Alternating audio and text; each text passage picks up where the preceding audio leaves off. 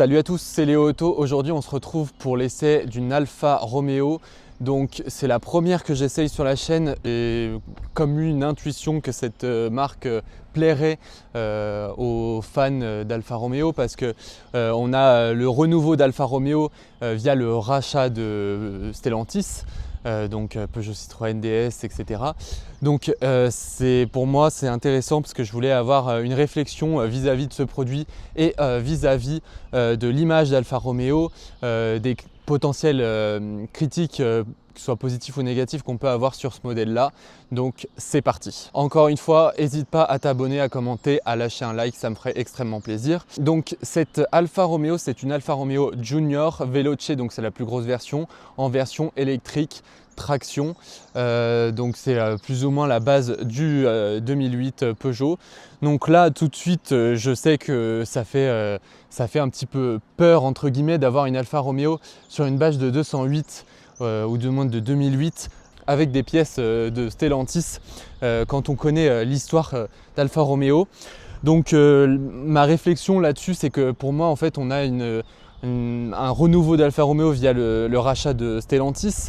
Donc beaucoup ont crié au scandale vis-à-vis de ce petit modèle SUV. Mais pour moi c'est un petit peu la même chose que quand Volkswagen a créé le Porsche Cayenne, parce que Porsche appartient à Volkswagen, et donc quand le Cayenne est sorti, c'était une aberration pour les fans de la marque parce qu'un SUV qui existe en plus en diesel avec un moteur à l'avant, c'était vraiment pas possible et c'était une honte pour Porsche. Donc beaucoup ont dit ça et au final Cayenne représente plus de la moitié des ventes de Porsche et c'est grâce à ça que Porsche a survécu. Donc pour moi c'est exactement la même stratégie, c'est qu'on a un véhicule qui est né avec Stellantis, mais c'est aussi pour la survie de la marque, donc ça faut le comprendre parce que c'est soit ça, soit la marque elle disparaît.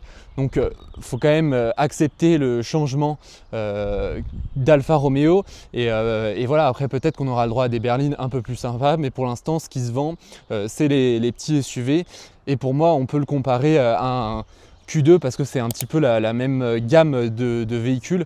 Donc justement je vais répondre à toutes ces questions qu'on peut avoir vis-à-vis d'Alfa Romeo et de ce modèle là, donc c'est parti. Donc déjà esthétiquement moi je le trouve extrêmement joli, c'est fou ce qu'arrive à faire Stellantis sur ces différentes plateformes.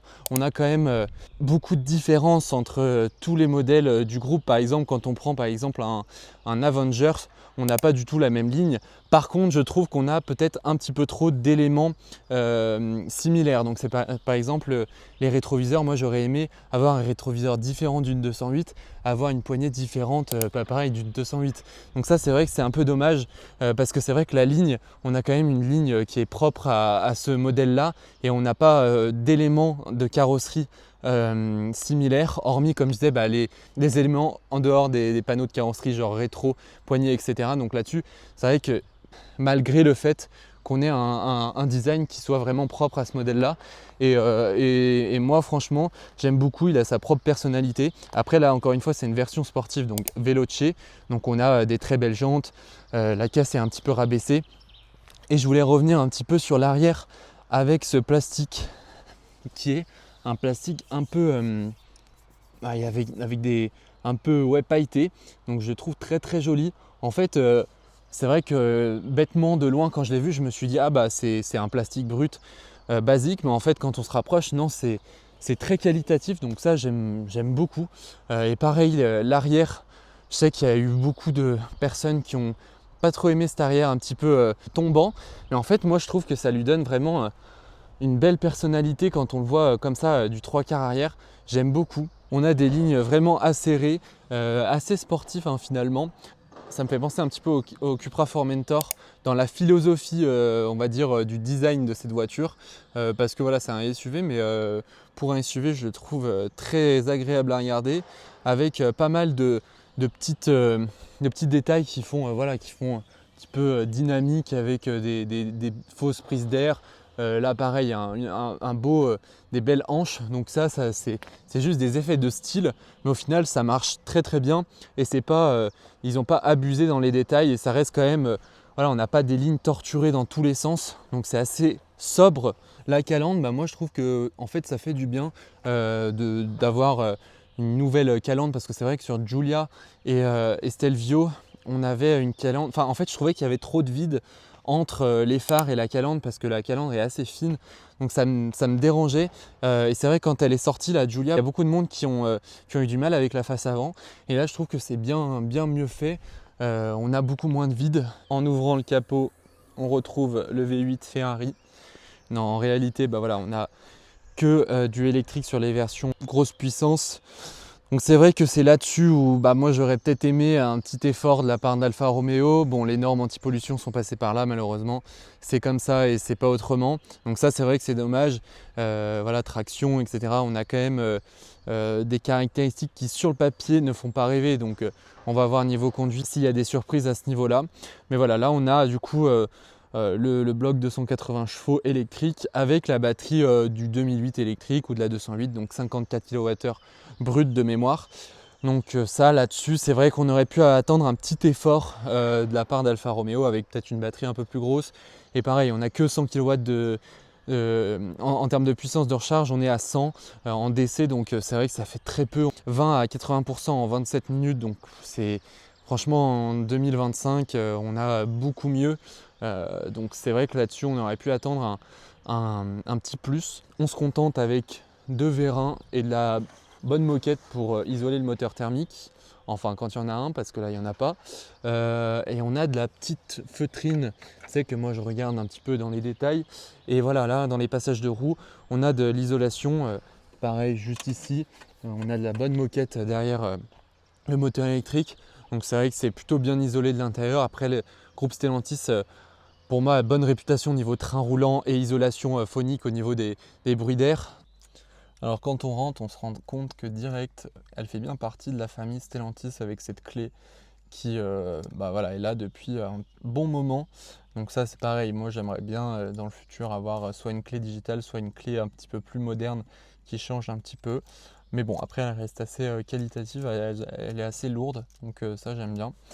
Niveau intérieur, du coup, on a les petits seuils de coffre de porte Alfa Romeo, la petite contre-porte avec l'Alcantara, et c'est là où le bas blesse un petit peu, parce que en fait, voilà, on a des plastiques qui sont pas dignes d'un petit SUV premium, hein. Même là, c'est vrai que je comprends pas trop la stratégie du groupe, parce que sur par exemple un DS3 Crossback ou un 2008, on a quand même des plastiques moussés au niveau des parties hautes. Donc là c'est vrai qu'on a quand même du plastique dur, donc c'est vraiment dommage là-dessus. C'est vrai qu'ils auraient pu faire un petit effort. Après on se contente des sièges sur cette version là qui sont liés à la finition, donc c'est des sièges Sabelt avec des petits trous. Non, sinon pour le tableau de bord, on a quelque chose d'assez sportif, avec voilà, un petit volant Alcantara, avec des LED autour des compteurs. Donc ça c'est assez mignon, je trouve quand même. Là aussi on a un éclairage d'ambiance.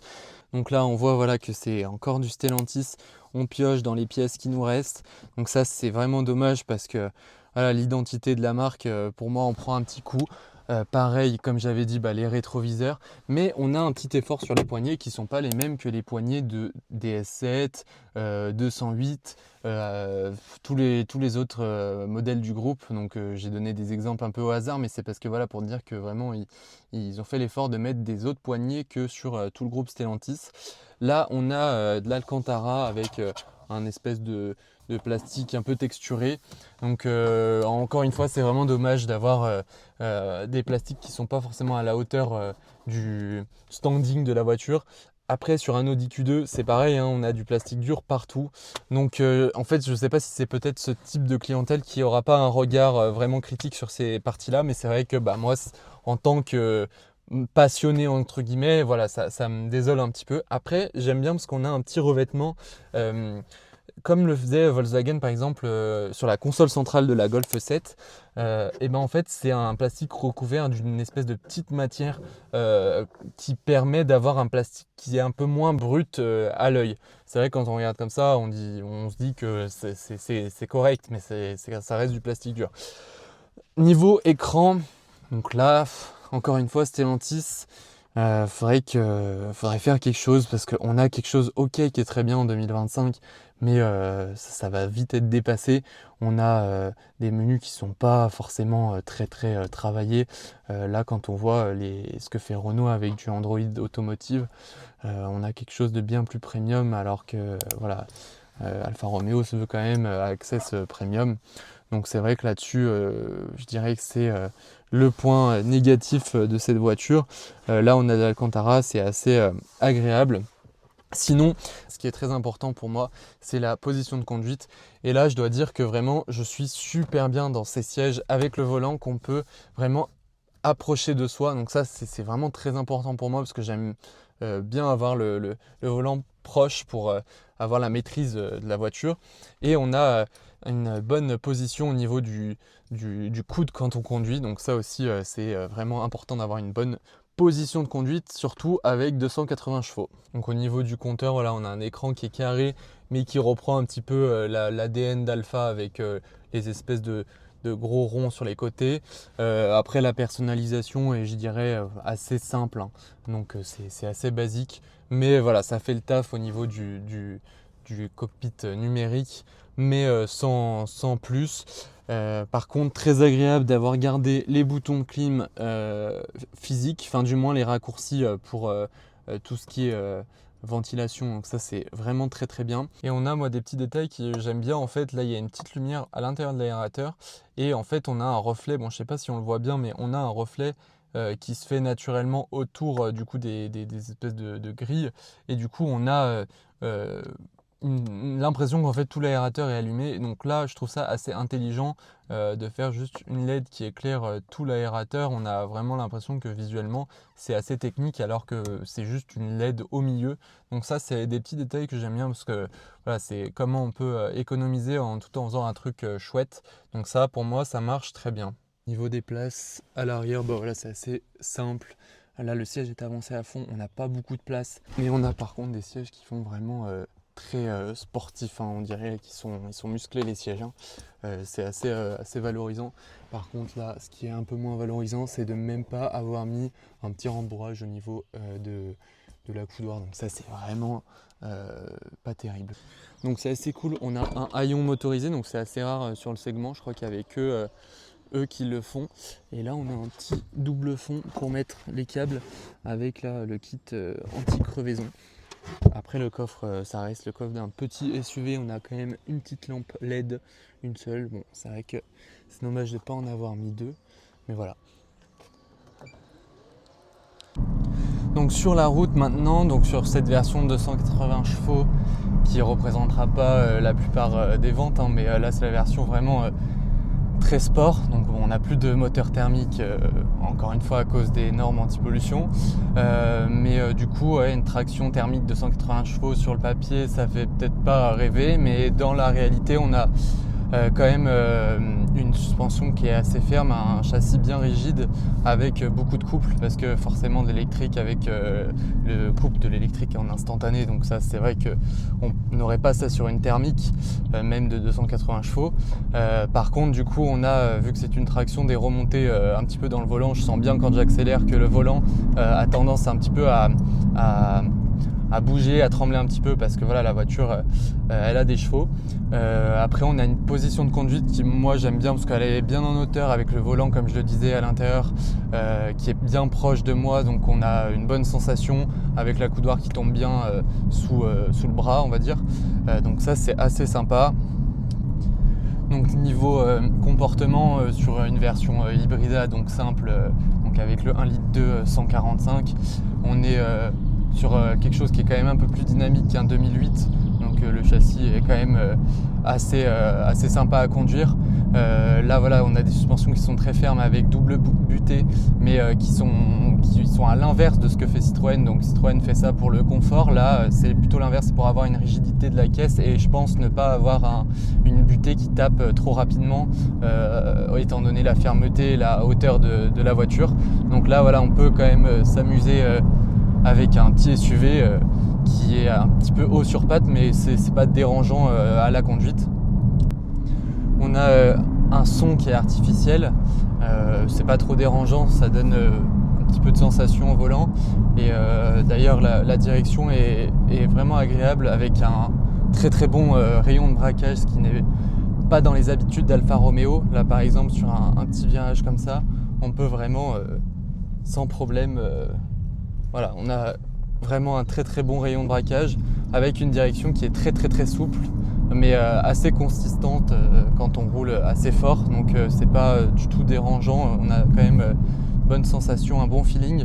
Pareil au niveau des pédales, on a un bon ressenti malgré la régénération avec le mode B qu'il faut systématiquement appuyer parce qu'il se remet pas automatiquement en route, donc ça c'est dommage parce que sur la plupart des voitures électriques, voilà, on a un mode qui est automatique et on peut régler ça directement dans les paramètres. Là c'est vrai que c'est un peu dommage de toujours appuyer sur le bouton B quand on aime utiliser ce mode là, c'est vrai que voilà.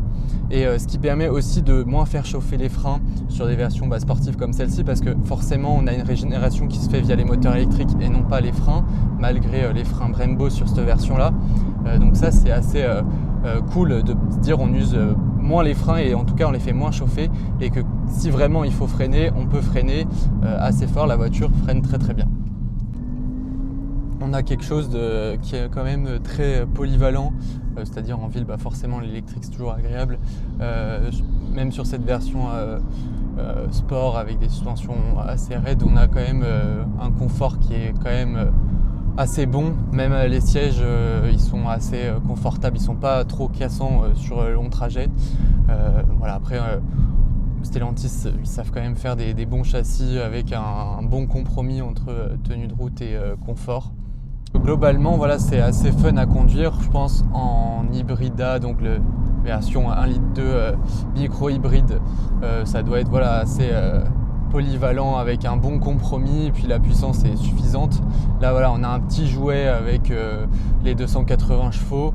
Après ça représente quand même clientèle assez niche, parce que voilà, d'électrique 280 chevaux en traction Alfa Romeo sur un petit SUV, c'est pas très courant comme demande, mais en tout cas voilà, ça a le mérite d'exister. Et puis je pense que c'est aussi un petit peu pour renforcer l'image et puis avoir un fleuron de la gamme avec de la puissance, malgré le fait qu'il n'y ait pas de moteur thermique noble sur ce véhicule. Donc pour conclure ce Junior, pour moi, voilà, si Stellantis, Alfa Romeo ont décidé de faire ce premier modèle, c'est qu'il y a vraiment une clientèle. Ils ne vont pas se tromper sur ce modèle-là, étant donné que c'est vraiment un segment qui est très important, et c'est surtout c'est très important pour faire vivre la marque. Donc il est quasiment obligatoire ce Junior. Et on a voilà, des prestations qui sont pour moi totalement acceptables vis-à-vis d'un Audi Q2 qui va coûter peut-être 10 à 15% de plus que ce Junior, parce que là voilà, sur un milieu de gamme, on est plutôt sur du 35 000 € sur un hybride simple, donc le nouveau 1,2 litre 145 chevaux micro hybride. Donc après voilà, en prestation on n'est pas sur quelque chose d'exceptionnel. Je dirais que voilà, le commun du mortel ne remarquera pas forcément que c'est un 2008 déguisé entre guillemets, même si j'aime pas dire ça, mais c'est quand même voilà, un véhicule qui a des prestations, une personnalité, qui est propre. Et qui est assez sympa, surtout très sympa à conduire dans cette version Veloce, parce qu'on sait très bien qu'ils savent faire des châssis. Donc voilà, pour moi il est vraiment obligatoire ce petit SUV, et il est plutôt bien né. Après moi personnellement je ne suis pas la cible, mais je pense qu'il plaira beaucoup par son design, et ça fait du bien d'avoir un petit SUV qui a de la personnalité et qui change un petit peu de tout ce qu'on peut voir ailleurs. Que voilà, là ils sont en train d'établir une plus grosse garantie, donc de toute façon sur le PureTech on a 8 ans ou 175 000 km de garantie, donc ça prouve que voilà, ils veulent quand même rassurer les clients. Et donc voilà un petit peu ma conclusion, qui est peut-être différente de tout ce qu'on peut voir sur YouTube, parce que moi je prends en compte vraiment la philosophie de la marque et comment elle se positionne à l'heure actuelle au vu des différentes contraintes de normes anti-pollution, de rachat, etc. Donc voilà, n'hésite pas encore une fois à t'abonner, à lâcher un commentaire et un j'aime. C'était Léo Auto, à bientôt.